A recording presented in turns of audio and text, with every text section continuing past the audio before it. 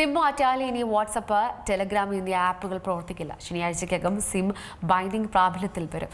കാലാവധി നീട്ടിയില്ലെന്നാണ് കേന്ദ്രം അറിയിച്ചത്. സൈബർ തട്ടിപ്പുകൾ വർദ്ധിക്കുന്ന സാഹചര്യത്തിൽ സുരക്ഷ ശക്തിപ്പെടുത്താനാണ് പുതിയ നടപടി.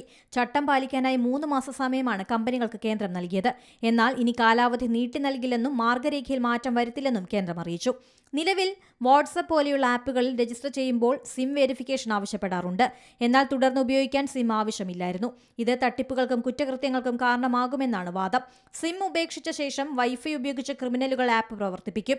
സിം കാർഡ് ഇല്ലാത്തതിനാൽ ഈ ആപ്പുകൾ വഴി നടക്കുന്ന കുറ്റകൃത്യങ്ങൾ കണ്ടെത്താനും പ്രയാസമാണ്. ഇതെല്ലാം കണക്കിലെടുത്താണ് പുതിയ നടപടി.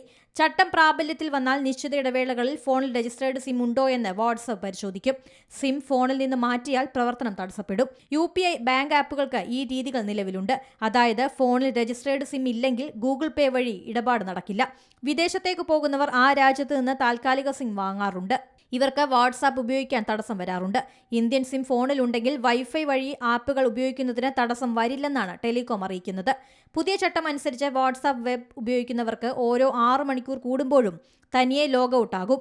പിന്നീട് ആപ്പ് ഉള്ള ഫോണിൽ നിന്ന് QR കോഡ് സ്കാൻ ചെയ്ത് ലോഗിൻ ചെയ്യേണ്ടി വരും. 2025 നവംബർ 28-നാണ് ഇത് സംബന്ധിച്ച നിർദ്ദേശം പുറത്തിറക്കിയത്. News desk C Malayalam news.